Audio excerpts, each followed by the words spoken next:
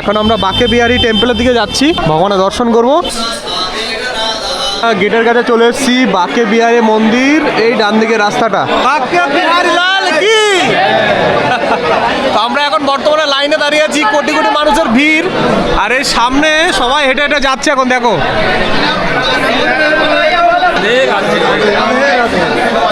পেরা দেখতে পাচ্ছেন, পেরা। আচ্ছা আচ্ছা, এই পেরা হচ্ছে ভগবানের খুব প্রিয়।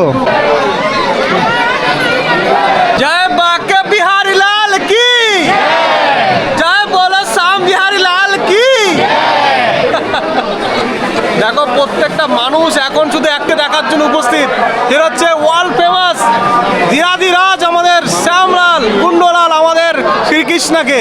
চলুন এই বাকে বিহারীকে দেখার জন্য আমরা হাজার হাজার মানুষ এখানে উপস্থিত, শুধু একবার ভগবানের দর্শন যেন পাই।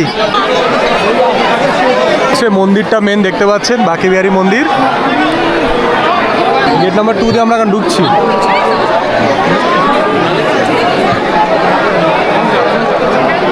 কিছু সনের বাড়ি আমরা ভগবানের দর্শন করতে চলেছি। ভগবান দারুণ লাগছে, দারুণ।